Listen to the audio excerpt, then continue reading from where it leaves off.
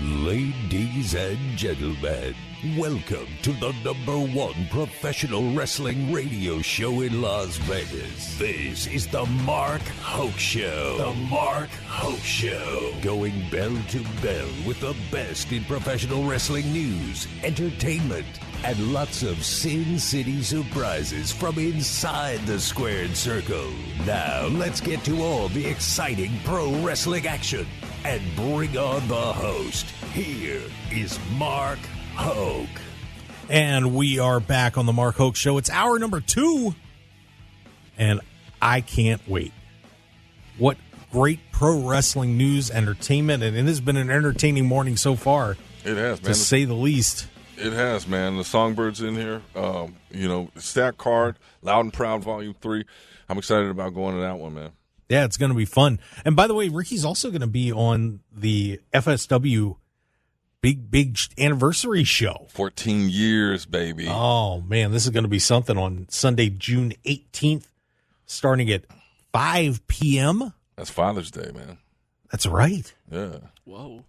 Yeah. Father's Day. Get on down there. Yeah. And, of course, that's going to be at the Silverton Casino. And this card is loaded. But Ricky's going to be in the big Battle Royal, the Nick Bockwinkel Battle Royal. Bockwinkel. I'll be winning it as well. Oh.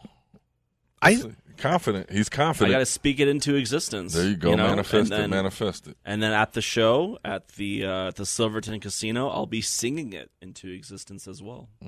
I think you should just hide under the ring and just break out in the song every minute or so, and everybody looks down like, what? And, somebody will get thrown out. And as that goes on, that process continues, you'll be down about 2 or 3, and they just hop in and fly away. I might end up getting carried away with it. I'll start doing sound effects for everyone who gets thrown out. Everyone's gonna be like, "Where is this coming from?" Someone gets thrown out. Whoop! Splat. I like it. Let's do that. Doing a little na na na na. Hey. He's really goodbye. Yeah. You'd be a good manager for Ricky Tenacious, man. Yeah, this could be the start of something new. There you go. It feels so right in the studio with you. That's good. Have you ever thought of taking voice lessons? Ever? So speaking of voice lessons, you want to talk about a story with voice lessons? I'll try to make it brief. I was in a musical. I got casted in a musical lead role because what else would I be doing? Right. And they pulled me aside 3 days into rehearsal. They said, "Ricky, listen, you're so great, you're so majestic with your long hair and your beautiful voice, Yeah. But some of the other cast members are just feeling a little bit, too upstaged by you. Do you think you can tone it down a little bit?" And then that is the first and last time anyone ever told me to tone anything down. And I walked out. And then they had to pay me double to come back. So, wow. Yeah, so you want to talk about, I don't need voice lessons, okay? If anything, voice lessons need lessons from me. Okay? There you go. That's how you do it. Stand up, man. That's interesting, man. Stand up. Well, one guy, I don't know if he needs voice lessons or not. I've never heard him sing. I've just seen him write. Is our next guest, and we're very excited to have him on as one of the senior editors at WrestleZone.com, one of the top wrestling news sites on El Planet. Indeed. And we welcome Matt Black to the show. Matt, you want to sing a tune while you're on? I don't think so. I'm definitely not here to say no. Come on. Hey, come on, you got something, don't you? Yeah, I mean, Dave. I don't think I have anything in that department. Right. At least he knows his lane. Yeah. Right. Not even like a little barbershop quartet. You can't do something like that on this. Probably not. We can't all sing "That's What Friends Are For" or something like that. Come on, man. We are the world. I don't think it's happening today. All right, it's not happening. All right. Well, Matt, so much going on in the world of pro wrestling right now, as we are just seeing more and more fallout from WrestleMania and Backlash and all this crazy stuff going on with AEW. I wanted to start off with you on the Bloodline, and this has been such an incredible story for over 3 years now, and we have seen another chapter unfold before our eyes with this whole situation with Jimmy Uso.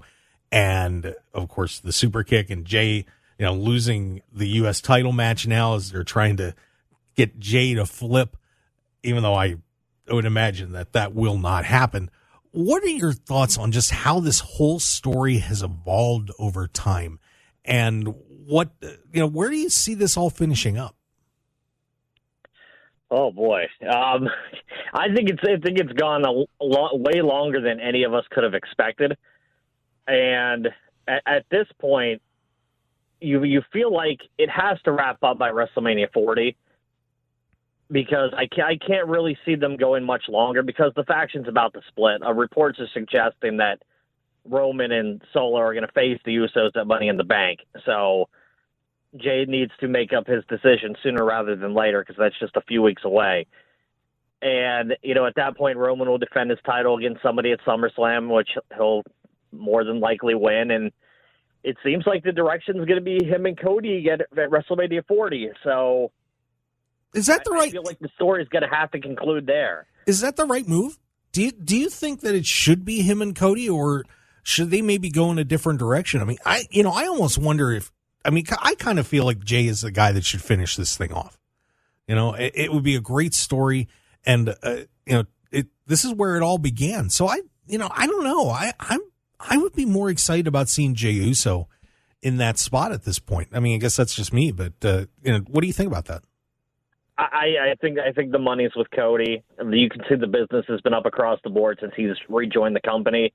House shows are up, merchandise is up, especially like you can't generate house show figures and factor in Roman Reigns because he's hardly there. Cody's presence is lifted the WWE to a new plateau that they haven't seen in a while. Like I'm of the camp he should have won the title at WrestleMania 39, and they chose not to go in that direction. But I feel like he has. The next time he's in the ring with Roman, he has to win. I was one of the people who said he should have won money. He should win Money in the Bank and cash in at SummerSlam, like Rob Van Dam did at One Night Stand. But unless they add him in like they did Austin Theory last year, there's not going to be a spot for him, because the final qualifying match is Matt Riddle and Damian Priest on Monday. So it seems like Cody's destined to be facing Lesnar again at SummerSlam. But Cody, to me, Cody's the guy, and Cody's the guy that's going to be able to knock Roman off. And I don't think Roman's going to. I think by the time Cody and Roman face off again, I don't think Roman's going to have any friends to have his back, and that's going to be the difference at when Cody beats him, because he's not going to have anybody to bail him out anymore. I wouldn't even be surprised if Heyman's not with Roman by WrestleMania 40. Wow. Dropping Heyman. No, I can see that. I think this guy knows what he's talking about there, man. But that sounds like a good payoff there. It's like, obviously with the boss, you alienate a lot of people. So I could see that playing out till next WrestleMania, where he's just alone, man. And then also Cody, that's a huge buildup. Imagine having that reign up until next WrestleMania, and then Cody wins. Like, we all thought it would happen this year. So I'm still glad that Cody didn't win. Wow, listen to you. Just a Cody hater. Excited. Well, I'm a Roman guy. Okay, fair enough. So fair enough. There's a difference, man. Well, and look, I've been going off on this on the show for a couple of weeks now, and now we have another pile on to this WWE belt fiasco that has come out of the WWE draft. With Asuka now is the WWE Women's Champion. And I went on WWE's website. It is not linked to the old Women's Championship. The belt says WWE Undisputed Champion or Women's Champion. I've lost it at this point. I am confused. I have no idea how they're going to clean all this up. The WWE World Championship is still listed as an active title on their website. I can't piece all this together on how they're going to clean this up. It is, to me, a fiasco. Matt, what are your thoughts on all this belt stuff that is going on with WWE right now? Well, the main issue I have with it, and these titles are very much disputed. Yeah. When you have a men's world champion and a women's world champion on Raw, these titles on SmackDown cannot be undisputed. The only thing I can figure that they're doing right now, and this is WWE 101, is this is a merchandising ploy. And they're using this stretch of time to sell these new undisputed quote-unquote championships. And when everything works itself out, there's going to be new titles on SmackDown that don't say undisputed on them, so they can sell more titles later on this year. That's my only guess right now, because the undisputed thing doesn't make any sense, especially for the women. Like there was an argument to be made for Roman a couple weeks ago because of the two titles, that it could be some kind of undisputed championship, but the women's title makes no sense, and like they haven't even mentioned they didn't even mention on SmackDown that the title said undisputed on it, but it's right there, women's undisputed champion, right on the bottom of the title. So they need to figure out what they're doing with that, and hopefully it will be adjusted in kind in the months to come, because nobody's happy about it, Mark. I completely get where you're coming from, but I think it's a merchandising thing. That's the only thing I can assume right now. Yeah, I cannot figure out what they're trying to do with that. And the funny part is that Asuka's on SmackDown, and that was the Raw Championship. So, this is definitely a better method than swapping the titles this year. You know what? I hated that, but I almost wish they would have done it at this point. Oh no! Well, what they're doing, it's crazy. Rhea's going to get a new title tomorrow. I bet you it's going to look like Rollins' title with a white strap. Yeah, I would agree. She's going to get a new title. Asuka has a new title. That way, in future drafts, if the women's champion gets drafted to the opposite show, they don't have to worry about it anymore. It's not branded Raw and SmackDown, and that's something they should have gotten rid of a long time ago. So, getting the new title needed, undisputed tagline, throw it in the trash. Yeah, I mean, if they would have just done this out of WrestleMania, and I mean, the draft to me is, I hate it. I mean, this whole thing, I guess I'm just a history guy, so this kind of stuff just drives me nuts. Yeah, I get that. Yeah. So, well, Matt, now I wanted to talk to you about something that you said on Twitter. Oh boy, here we go. Okay, and we're not mad at you. Oh, speak for yourself. Oh, David Difference speak might for be yourself, mad. Mark. David Difference might be mad at you. This was coming. But I want to ask you about it, because since David and I were at Double or Nothing, we were in the building, and we saw and heard the crowd and everything going on. You were obviously watching it elsewhere, and you made a comment that they should move Double or Nothing out of our blessed city of Las Vegas. Ouch! And the crowd was bad and everything else. And I did not say that the crowd was bad. Okay, that's right. You actually Las did. Vegas is not a wrestling city. Just the city. But not the crowd, just the city. But give us your perspective on that. Why did you feel that way coming out of Double or Nothing? Because I guess we're here, so we're going to have a different perspective than what some other people had. So fire away. Well, I mean, everybody wants the pay-per-view in their city. That should go beyond that should go without saying. The problem AEW has put themselves in right now is typically they only had 4 pay-per-views a year, and they made them traveling shows. Like, fans would plan their schedule around going to these 4 events. People would fly into Vegas or Chicago or wherever the AEW pay-per-view was that year, and they'd make a weekend of it. The problem was last year they added in Forbidden Door. And then they added in Forbidden Door again this year, and they put Double or Nothing and Forbidden Door basically within a month of each other. And fans decided, I can't do both. I cannot financially afford to do both. I'm going to Toronto for Forbidden Door. So that prevented people from flying in to Vegas.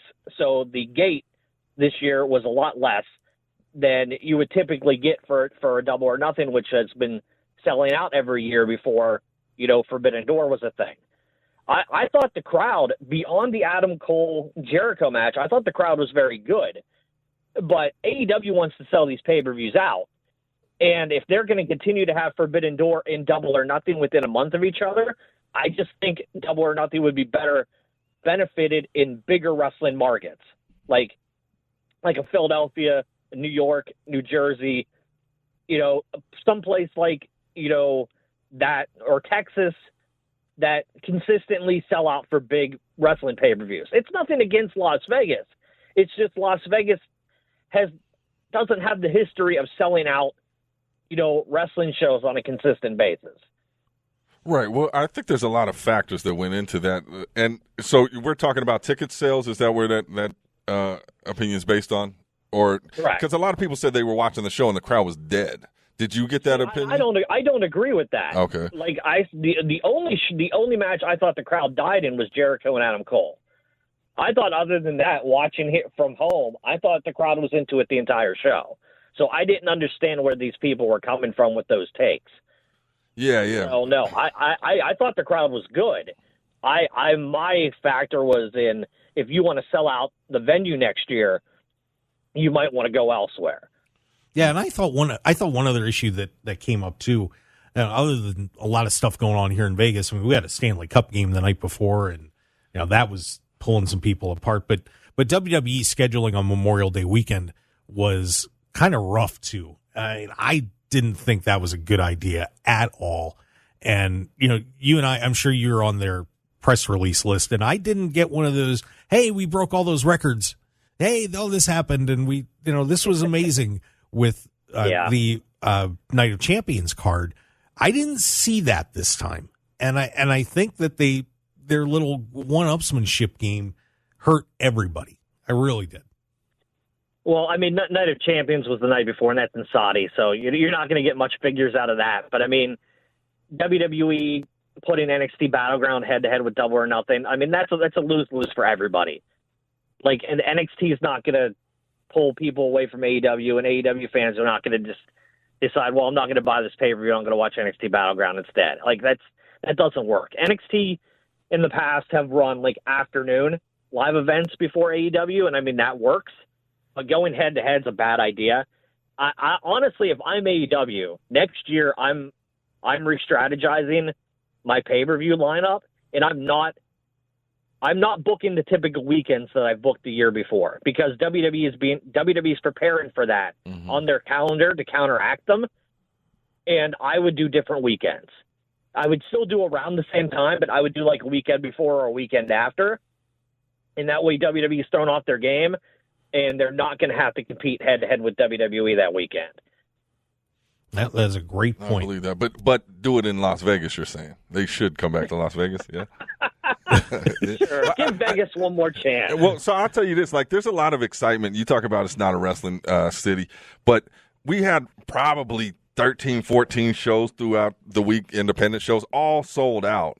Like, so, like, the wrestling love is here. And I think also you look at the card, like, I wasn't super excited about the Double or Nothing card. It was a great show once getting there, but I don't think that it was sold as, like, one of the can't miss shows.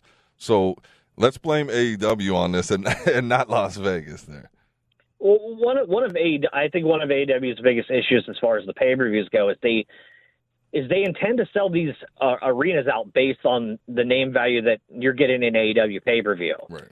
They don't really go out of their way to really hype up the card itself until about a week to 2 weeks before the show. Yep. So, like, you're not getting that really long build. Like, you knew the Four Pillars match was happening, but way out. But beyond that, you didn't know really what you were going to see on the show. And AEW has a habit of doing that. And that's the way Tony Khan likes to do things, so I get it. But I think if you're building the card out longer instead of doing it, within the last 2 weeks, I think you have a better chance of getting more people into the venue than you do without that. Right. Yeah, I would agree, and that was something we mentioned too. That there were only a couple of matches on the card up until about 2 weeks before it actually happened. So right, and then how do you know if you want to buy tickets, except for the fact that it's in Las Vegas and everybody wants to be in Las Vegas watching wrestling. Yeah, and it's AEW. So, yeah, I mean, that was what they were trying to sell it on. So, pretty interesting stuff. All right, hey, Matt, we got to take a break, and we're going to come back and talk some more about everything else happening in wrestling. We got some interesting matches coming up, including, some Money in the Bank and a lot of interesting things happening in pro wrestling right now. So how about we take that break, Matt? We'll get you back here on the other side. Of course, Matt Black from WrestleZone.com. I'm Mark Hoke, David Difference, and of course we have Ricky Tenacious. Thank you so much for having me, y'all. Yes, sir. And we're all going to sing Kumbaya before Matt leaves. Oh, nice. Can we do that? Yeah, as long as he sings with us. All right, there we go. I like it. All right, so stick around, everybody. We'll be right back with more on the Mark Hoke Show.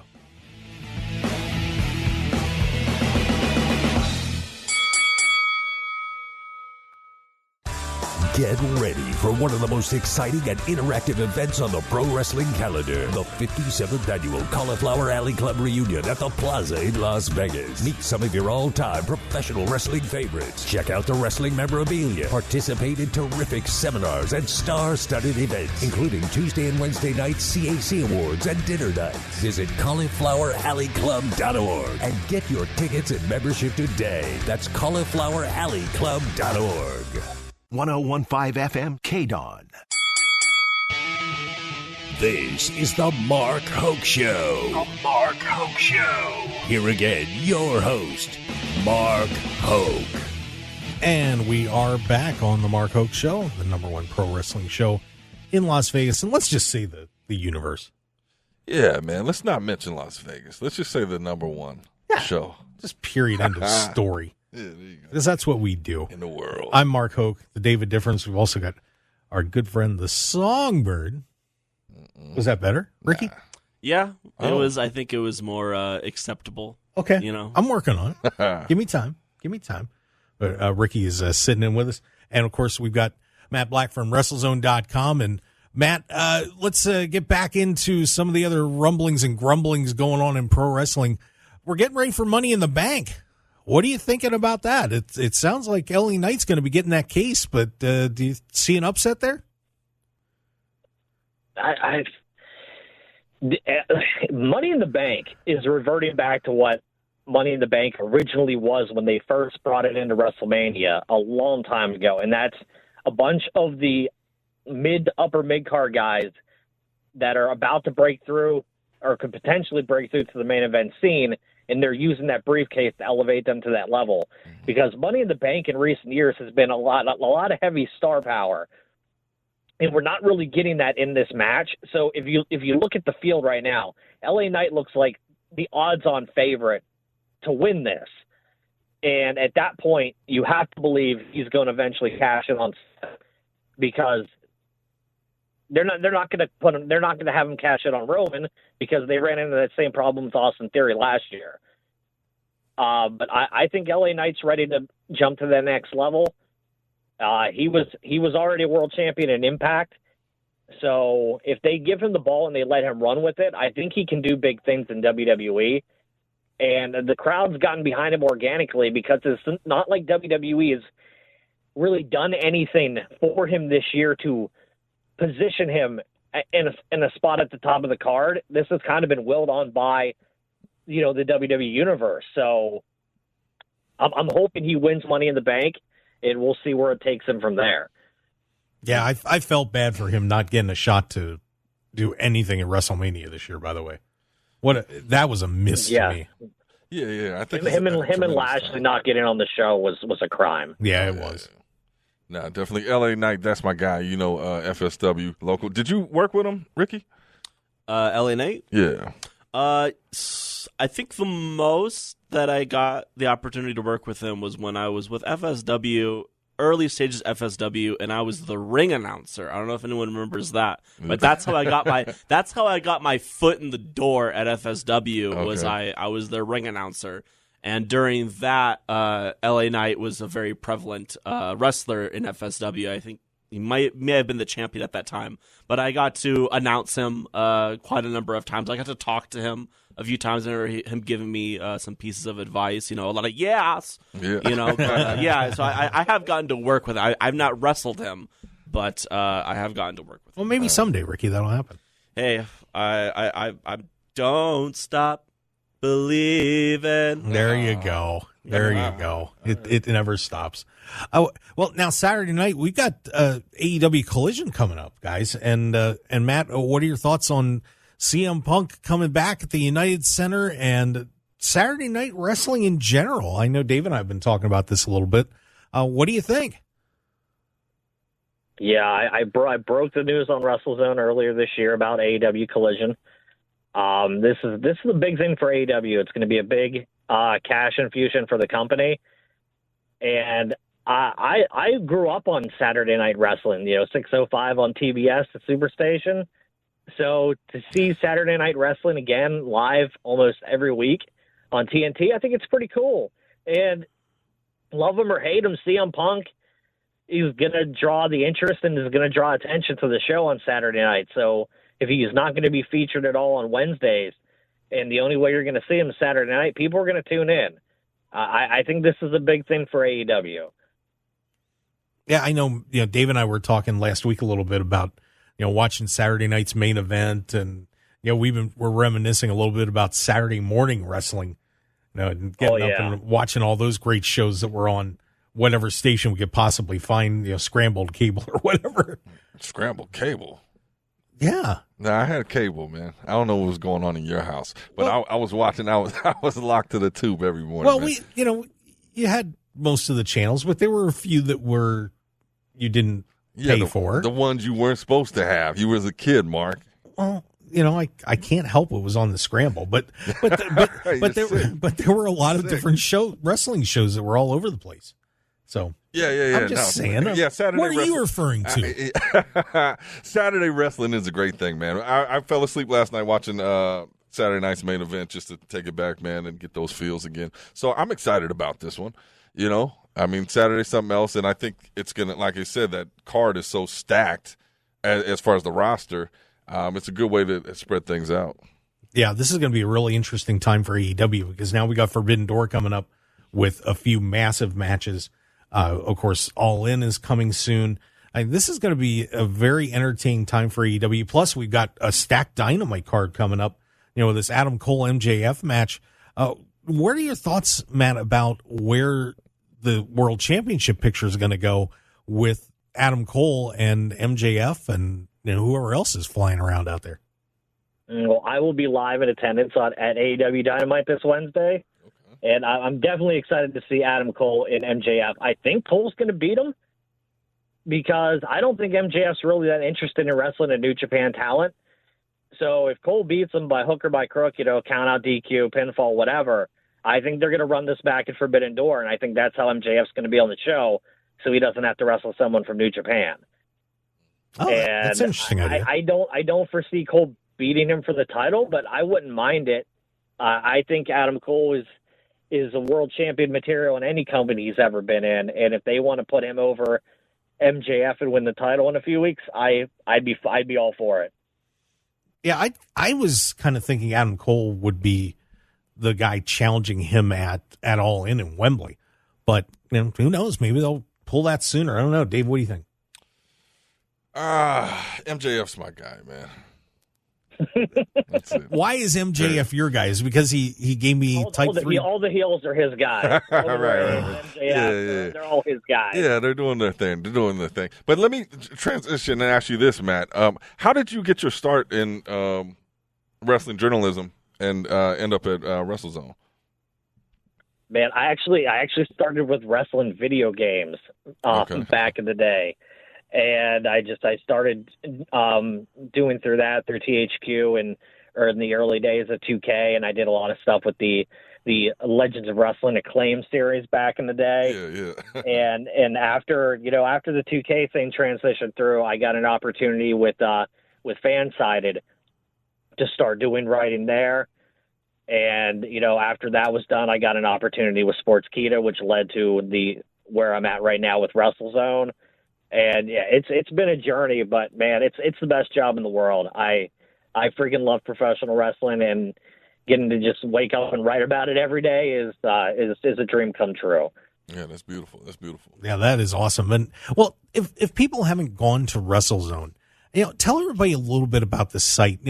How it's evolved over the years, and where you guys are at right now, because you guys do an incredible job in there. You're breaking news all the time and everywhere in media. It's pretty impressive. Yeah, we have a great team in WrestleZone, and we're working hard every day to bring everybody news from all across the world of professional wrestling. We've got multiple interviews every week with talent from like Impact and AEW and the Independents and all that, and NWA. And we're trying to bring everybody the news as quickly as we can. I know there's a lot of great wrestling sites out there, that you can go to get your news. But, we want WrestleZone to be like a one-stop shop. Like if you need your news, and if it's important, it's going to be on WrestleZone. And, you can visit other websites, but I would prefer WrestleZone to be your main source for wrestling news online right now. Fair enough. Well, you can always listen to the Mark Hoke Show too. I mean, of course. Not so much. Wow. Nah, just play, man. Of course. I don't know, man. I don't know what's going on with me today. Oh yeah, you're feisty today, David Difference. Nah, I'm good, man. Ricky Tenacious. Come on, man. The energy in here is ridiculously good. Yeah, you have to interview Ricky Tenacious sometime. Yep, I am available. Yeah, not so much. Oh my! The Wrestle Zone will become the singing zone real quick. He's an amazing guy. Oh man, Matt. Well, Matt, I want to thank you for coming on the show. We really do appreciate it. And I want to thank you for, covering the interviews that we've been doing on the Mark Hoke Show. It is definitely, means a lot to us. And I want to thank you and the team over there for, picking up on us and, doing what you're doing. So thank you very much. Yeah, of course. You guys do great work here. And thank you so much for having me on. Absolutely. And if everybody wants to check you out in WrestleZone, give them the scoop before you roll out of here. Yeah, you can find me on Twitter at Raw after Showtime. And I'm at WrestleZone pretty much every day writing up news. So I'm pretty easy to get a hold of if you need me for something. All right. That sounds great. Well, Matt, thank you for coming on the Mark Hoke Show. We do appreciate it. Thanks, and Matt. We will have you on again sometime and keep up the great work at WrestleZone. Thanks so much, guys. Have a great day. Yeah, you too. All right, there you go. Matt Black. He survived. He did, man. We didn't give him the business, man. It's all good. Everybody got an opinion. I understood what he was saying. What he was trying to say. Yeah, absolutely. Of course. He doesn't hate Las Vegas. Who does? We got to do. We got to bring him out sometime.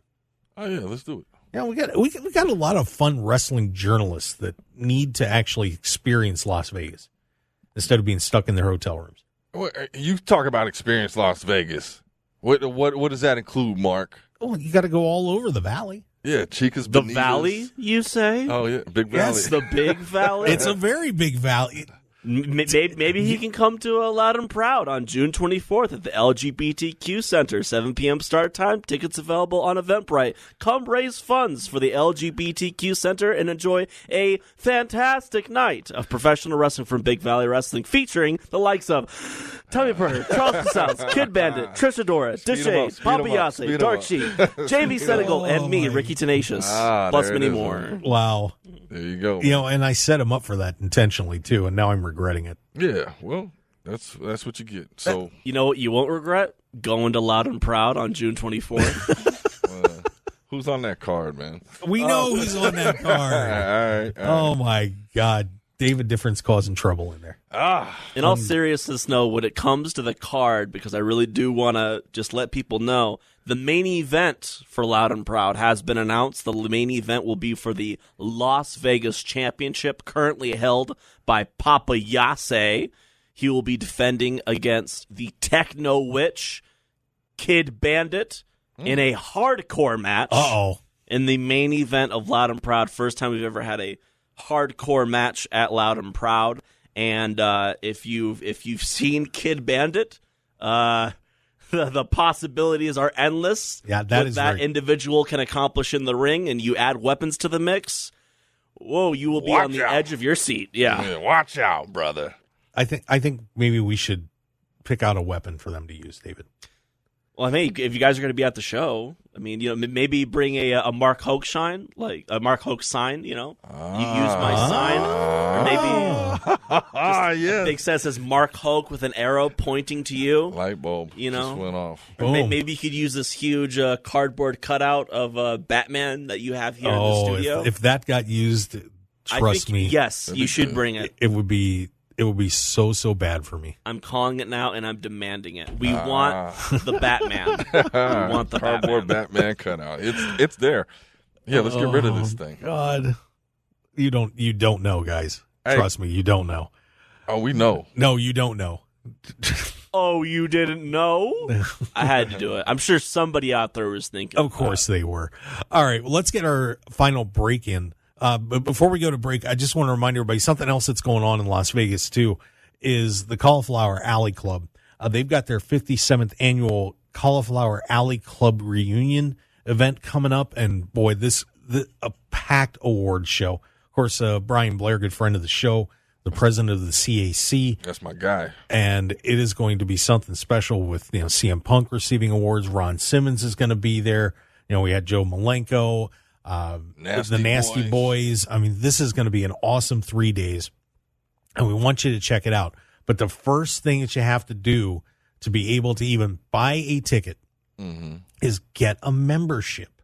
The CAC, of course, helps take care of people that have been in the professional wrestling industry, that have fallen on hard times. A lot of these men and women are independent contractors. So when their time in the spotlight is up, they're kind of on their own. And they have helped out some of your favorites over the years, and we really would like you to join the club. It's $25 for the year. 25, man. That's it. Come on, it's a couple of mocha lattes. Now, it's a beautiful cause, man. I was watching a Kevin Nash interview. He was talking about his last moments with Scott Hall, and was saying Scott Hall went to the hospital, didn't have insurance, and and you just think such an iconic person is like everything's set and their life is taken care of. But this organization, it definitely helps people out in those moments. Absolutely. So please go get a membership today. Go to caulifloweralleyclub.org, get your membership, and then get your tickets. Meet and greets, banquets, all sorts of terrific stuff going on. You're going to get to meet some of your favorites of all time down there. I can't wait. We're going to be there, and it is just going to be a very special 3 days at the Plaza in Las Vegas. Once again, it's caulifloweralleyclub.org. And speaking of some of our favorites, when we come back, we're going to talk about one that unfortunately passed away this week as we say farewell to the one and only Iron Sheik. So a little memories of the Iron Sheik and a lot more coming up on the Mark Hoke Show with David Difference. And we've got Ricky Tenacious sitting in with us as well today. Stick around, everybody. We'll be right back.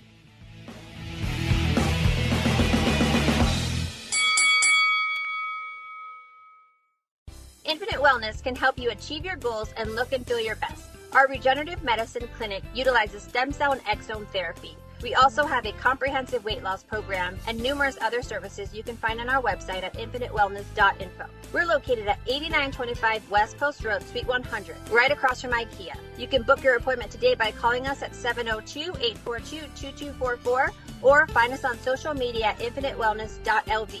We'd love to be a part of your journey.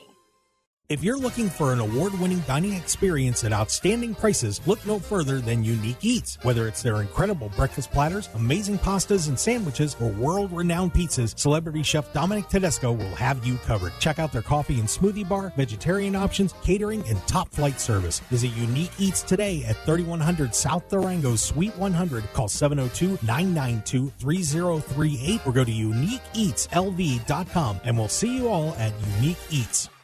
101.5 FM KDAWN.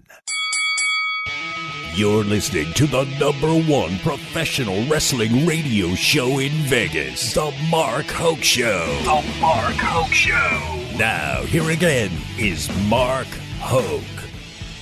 And we're back to the final segment of the Mark Hoke Show here on KDAWN, the best in pro wrestling news and entertainment. And here we are. David Difference. Yeah, buddy. Yeah.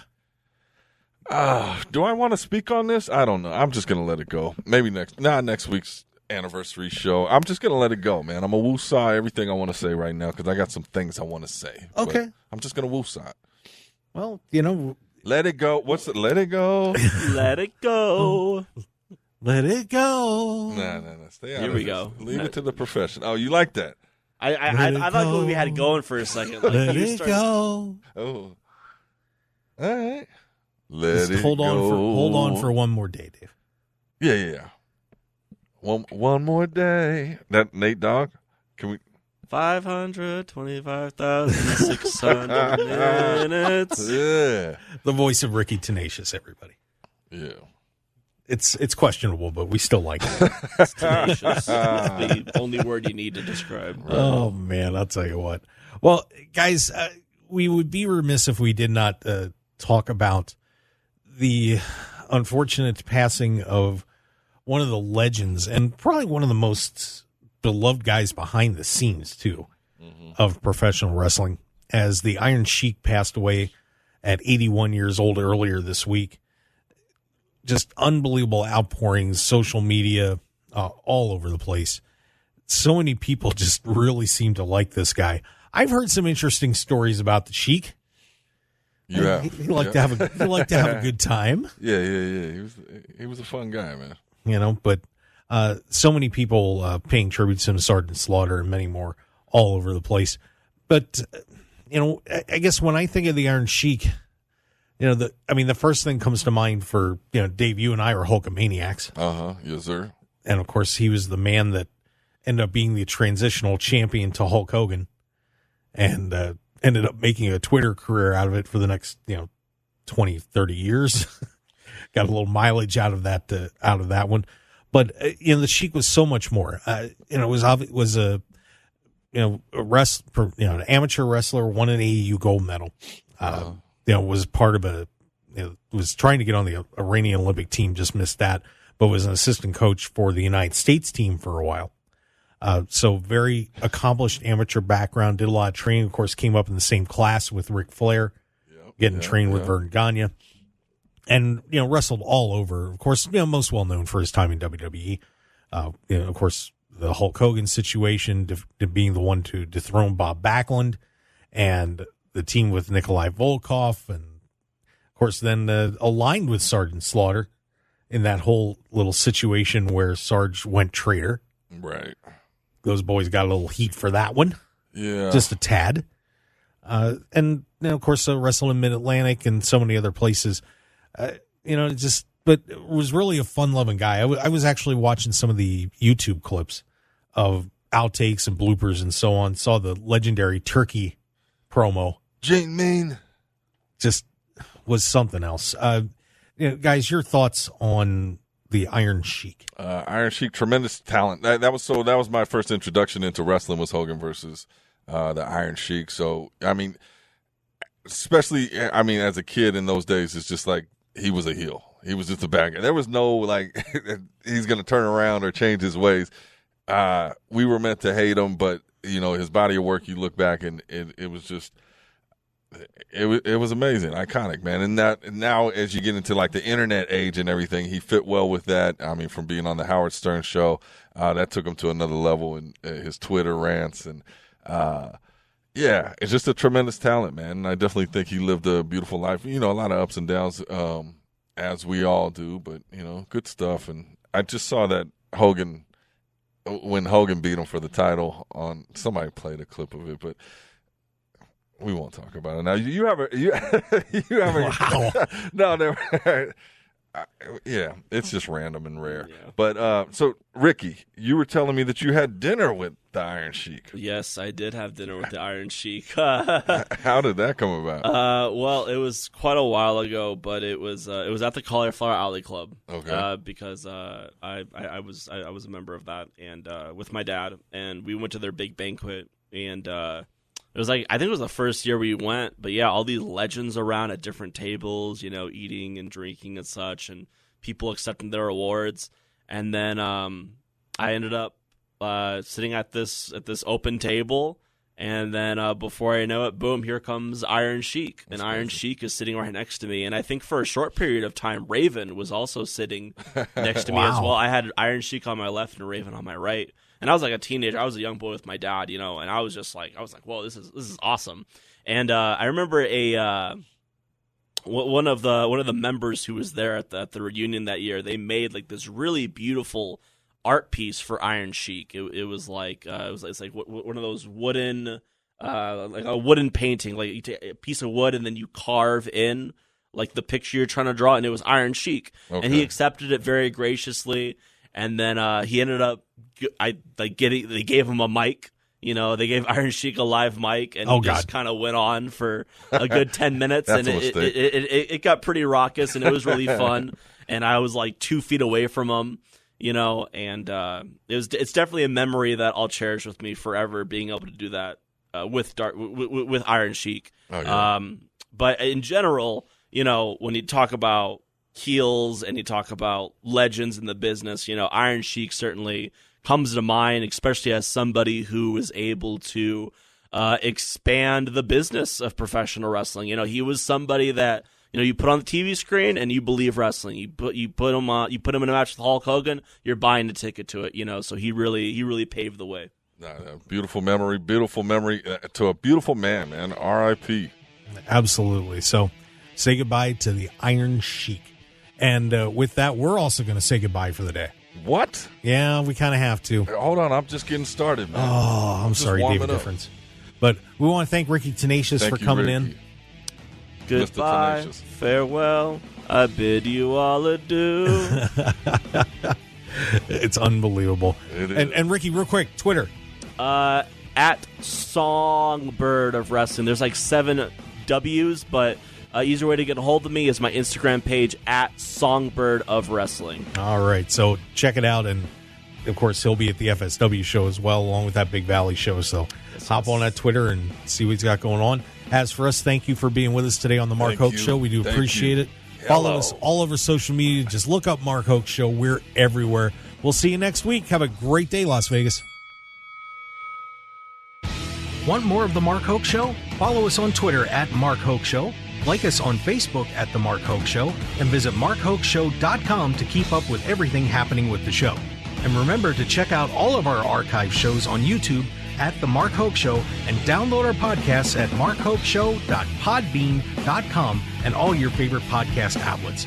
So join The Mark Hoke Show family today, and thanks for listening.